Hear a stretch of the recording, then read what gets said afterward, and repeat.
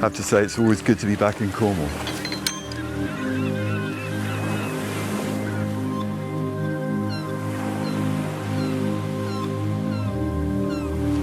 All of this cliff scenery here faces due west, so it's a strange place to come in the morning.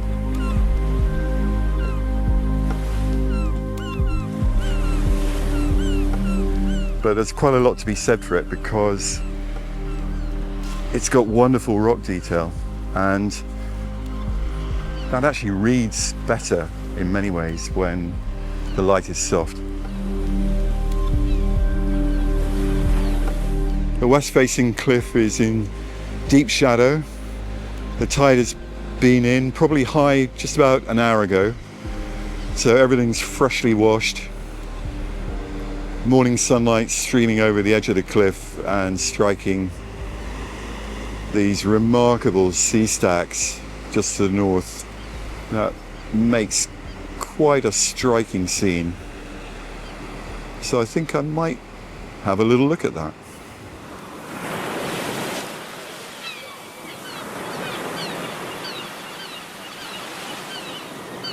Very particular conditions today. There's an easterly blowing, but there's enough of a wind that there's a lot of swell, and the waves that are coming in beautiful parallel lines, and every so often there's a really, really big splash with the impact of the wave on the rocks. So that's what's drawing my attention at this stage. Decided to look at this scene with a long lens because the contrast is so high and the shadow on the cliff is so deep that I think it's better to focus in on the specific detail of the rocks themselves. I quite often find that when I'm in a situation like this, I start wider and work in. Initially, I'm finding myself drawn to quite a descriptive record picture, really, of the rock formations, which is still really striking. But I can see a more abstract possibility as well. It's always nice being on a tripod. Gives you a chance to slow down, study the scene properly. I'll usually turn the image stabilizer off on the lens. This is a 70 to 200 2.8. Very good all-rounder. Always use manual focus unless I'm hand holding. And so it gives me a chance to go in tight. Just make sure I'm completely happy with the focus. For somebody of my age, it's actually really handy having focus peaking. Gives me a lot of reassurance. And then, to a large extent, the aperture selected is irrelevant for depth of field because the subject matter is more than 150 meters away. So I could shoot it wide open. It's really a question of what shutter speed do I want? What I feel is going to work best, and the answer is it depends. And then it's just a question of timing. I'm waiting for the breaking wave. They often come in series and then it all flattens off again. It's a fairly familiar pattern on the coast.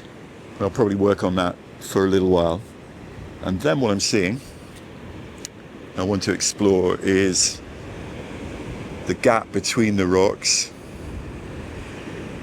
which gives a really interesting combination of dark cast shadow and bright sunlight. So zooming in for that means there's no sky, which inevitably inherently isolates or abstracts the scene somewhat, leaving more to the imagination. When I'm working at the sea, I quite often think about the level of the camera, because on the whole, especially if you can see the sea horizon, you want the level to be exact. But there are times when I go against that because the picture makes more sense at a slight angle. This tight version is working really nicely. Shutter speed at f8 is 400, so clearly that's going to freeze any breaking wave. So if I did want to consider a longer exposure, I'm going to need to use a filter. photographer's most underrated accessory. In terms of working, one of the methods that I think is really great with contemporary digital cameras is that they allow you to see the image on the back of the screen on the LCD, but you can also use the EVF, the electronic viewfinder. They switch automatically between the two, these modern cameras, and they give you two different ways of seeing the same scene. From a distance, the image is of course relatively small, and the overall elements of the composition, the shape if you like, becomes very obvious and clear, but you don't see as much of what's actually happening in the scene. So that's where the EVF is really, really handy. And I think both methods of viewing are valid. It's amazing how dynamic everything is, because in spite of the fact that I haven't moved anything, the sea is constantly changing, and so no moment is identical. And there are certain moments that are better than others, at least in terms of the dynamic of the composition. Wind is picking up, so I might knock this down.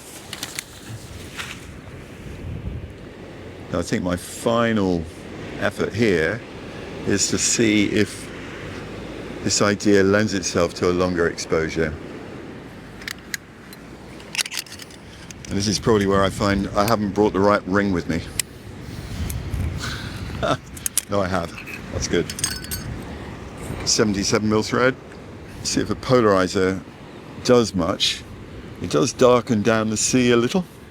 And then we'll start off with a 6-stop neutral density. So that's a combination with the polarizer of 8.5 stops of light reduction. Just quickly check focus again. So it's so bright at the bottom, I'm going to use an inverted graduated filter to just feather the bright sea back a little bit at the bottom of the composition. Fairly unorthodox approach, but should work. Wow, that's really bright. I'm going to have to take the exposure down a bit. The bright sunlight on the breaking waves is causing some overexposure. We come down to -1. And then once you have a composition that you're happy with breaking waves, it's just a question of experimenting and looking for that moment where all the elements are as good as they can be.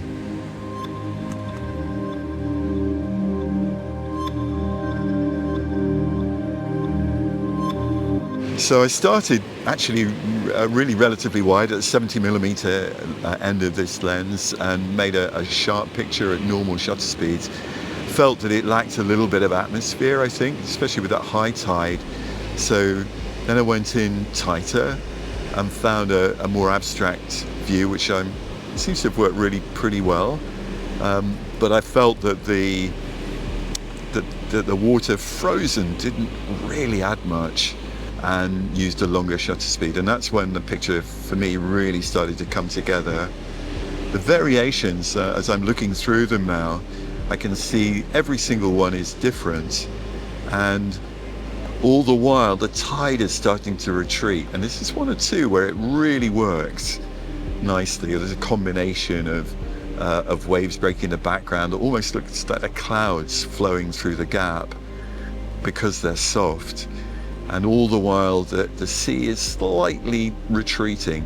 And now I've got to a point where I realized I was happy enough with what I'd done, but could see the strata in the foreshore. And as soon as that started to happen, it made sense to go to a wider perspective again. And that's what I then did, but keeping the filters on. And I think, looking at them now at least, those could be the best ones.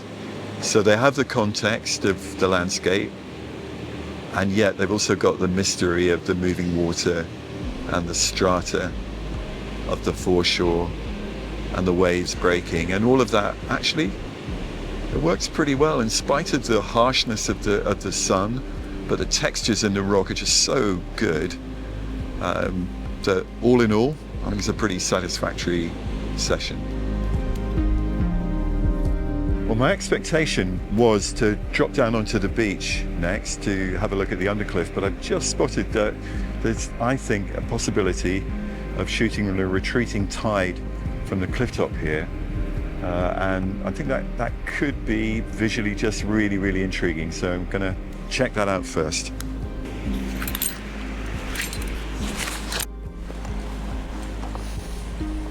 So the original idea for this picture, I think, was that the strata, the parallel lines of the strata, make a very strong, striking pattern, and especially as the water's surging in and out. But I found myself being distracted by the equally parallel lines of the waves coming in the distance, which are 90 degrees. And I was wondering whether that might work. But the more I think about it, the more I think that's just two different ideas, because to connect those two elements together is going to leave a large gap, as it were, in the middle, and too much space, not enough condensed visual elements. So instead, I'm just going to look at the rocks in more detail. This is a really interesting situation for the levels. So the level of the camera, if the camera were to be level according to the internal spirit level, it would just look wrong. So I'm just going to ignore that and concentrate on what looks right to me visually. This time I'm going to try the slowest shutter speed I reasonably can, which is at ISO 50 and f16. I think f22 might be a bit much. And that's taken me down to about 6 seconds. So it really should soften the sea a lot. Oh, wow. That's quite the effect.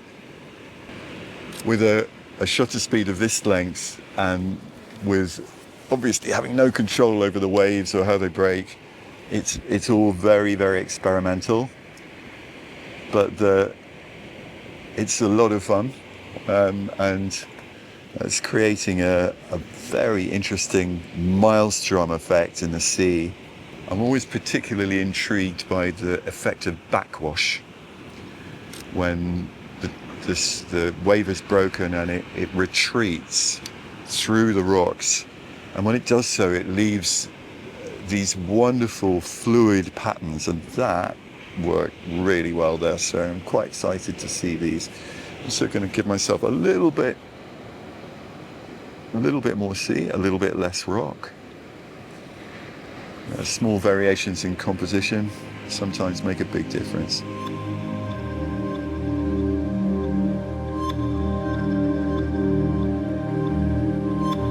So when I started out with this idea, the tide was further in, and it works, to be honest, a little bit better. By the time I'd set up, it had already started to retreat a bit, perhaps a bit further than originally thought. Where it's really fascinating the way the beach unfolds here as the tide goes out. And in spite of the main problem is that the seaweed is very, very dark on the rocks. And so that creates a little bit of an interruption to the pattern. But saying that, looking at these, I think there's enough shape, and the textures are really fascinating with the long exposure. I must say, I do think that side of it works pretty well. It's quite abstract at this very steep perspective. As the tide went out, I decided to move around slightly and focus on, I went in tighter with the long lens, the 70-200, and focused in on some slightly more prominent rocks on the north end of the beach. And those ones have more water flowing around them. Every single one is completely different. It's going to be quite an editing job actually running through these, but they do show that kind of explosive quality of the wave, even whether it's breaking or retreating. There's a lot of energy there, which I'm really quite excited about how those should look on screen. So all in all, it's a very worthwhile effort, I think.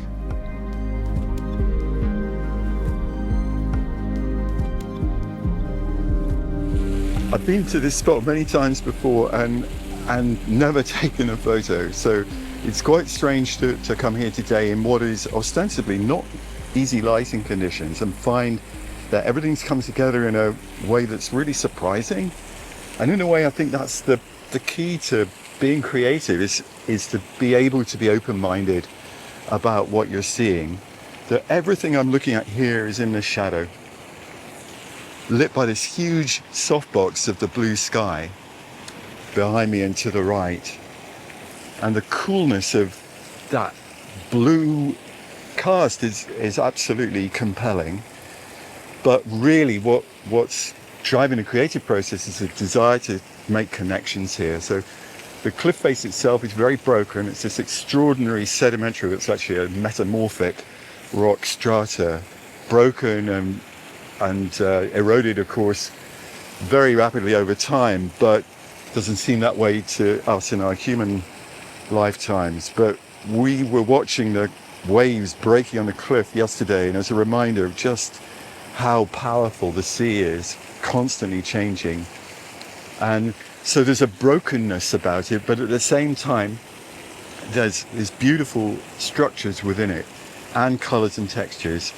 And then in terms of making connections, there's a flow as well, and that the key element in this idea is the waterfall. The waterfall creates these very gentle, slightly curved cascades, and the rock itself around it has shape as well as texture, and it's the shapes that I'm trying to draw out in the composition. So as I'm moving gently over this very, very tricky foreground, I'm looking for the shapes to echo the shape of the waterfall, and then using a long enough shutter speed to just slightly blur the water so that the shapes of the waterfall are also clearer. And that seems to be working quite nicely. Almost out of time here as the sun starts to come over the cliff, and I can just feel it on my face now.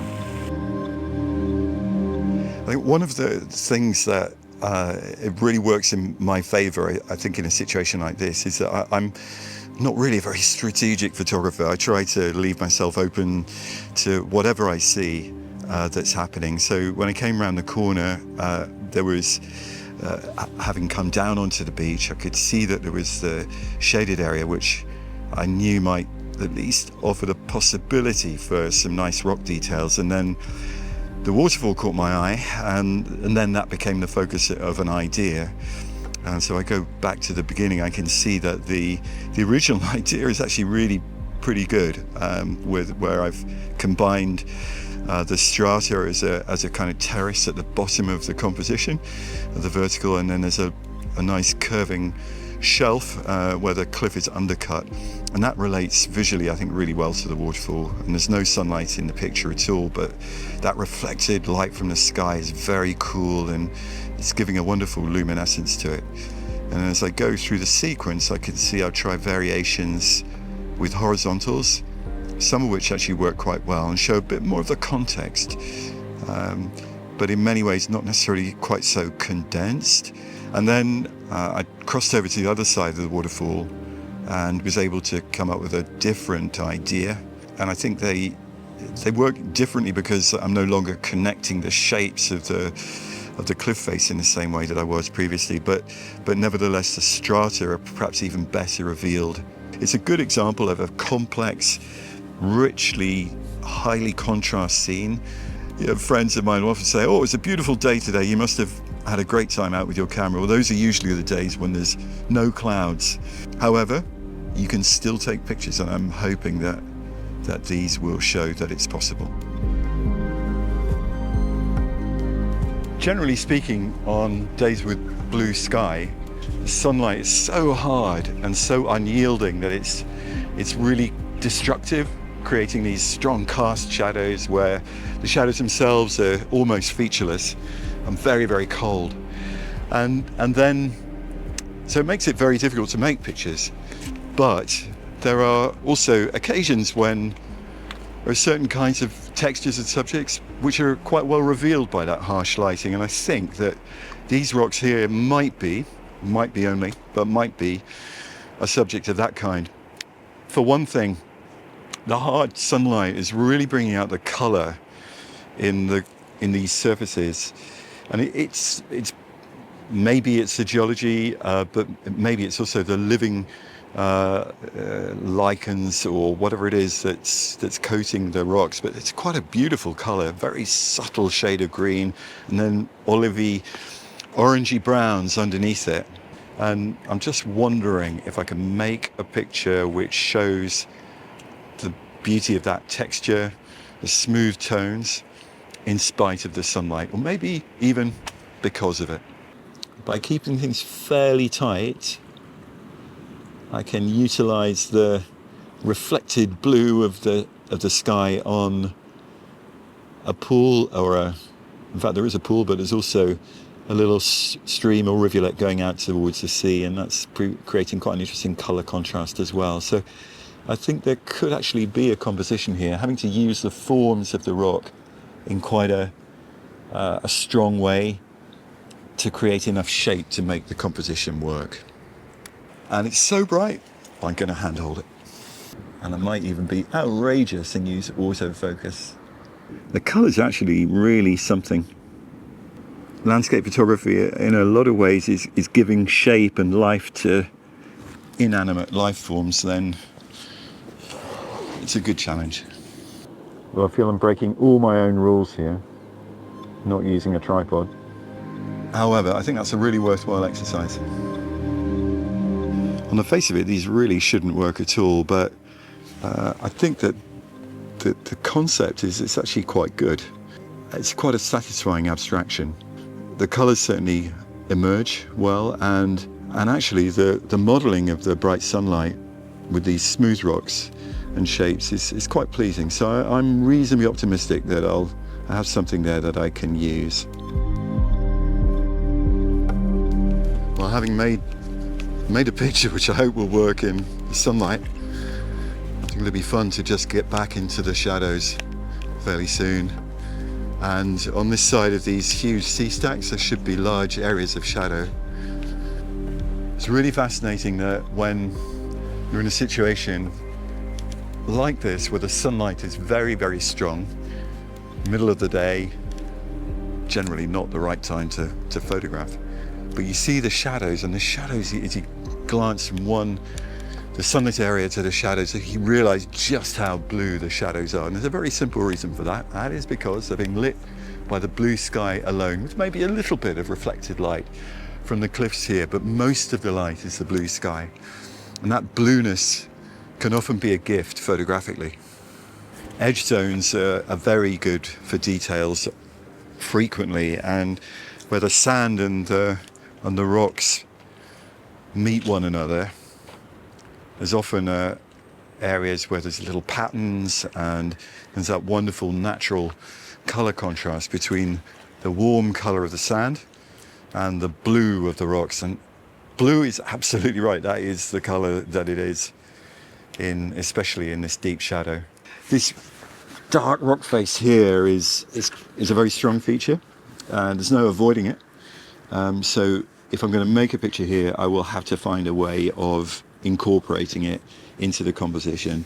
This is one of those situations where a zoom is really, really handy, because you can, once you have established the camera position, which is absolutely critical with composition, then the zoom lens allows you to frame or refine the framing.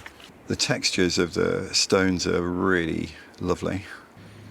I do like to use a wide angle lens, but not too wide, otherwise it dominates the interpretation. And this low angle gives a completely different feeling to the space. So I've seen where I want to put the camera. I've got to get the tripod there. I'm trying to remember exactly where it is in relation to the rock below. So holding that visualization in mind, and the approximate height. Why would I use the tripod when I could have handheld it?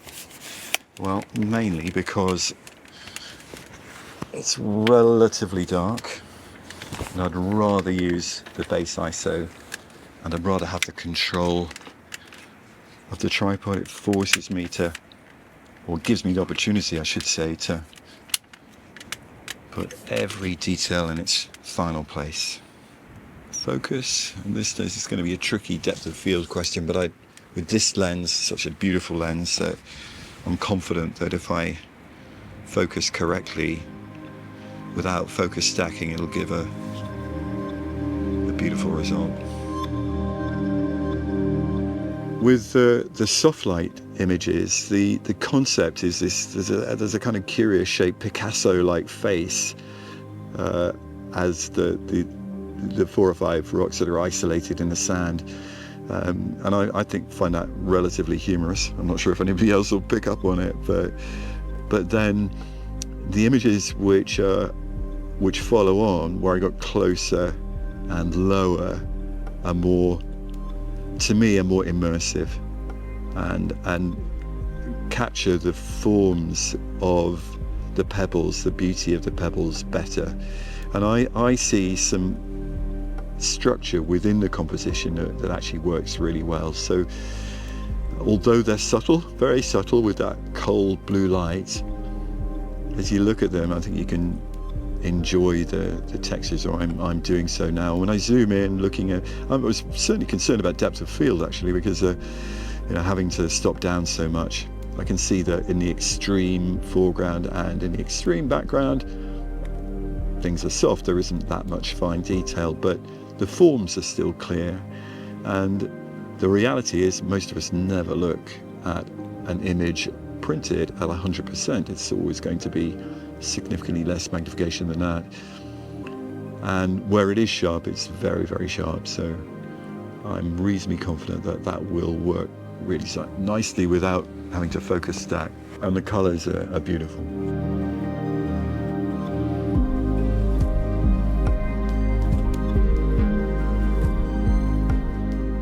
Well, I must say it's absolutely fantastic to have been back in Cornwall and be able to enjoy this extraordinary location. We're an island nation, and I think that the sea is very evocative. It's part of our identity in lots of ways, and it has so much to offer any landscape photographer.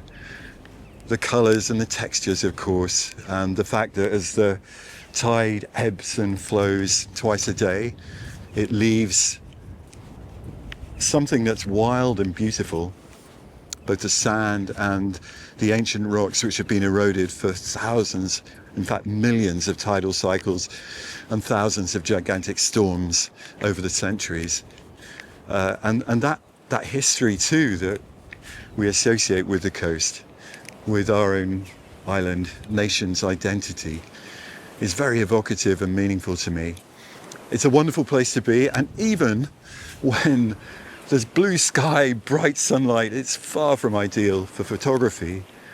There's still a lot that can be done, still texture and shape and line and form in abundance. And it's just wonderful to be out once again with a camera and a tripod.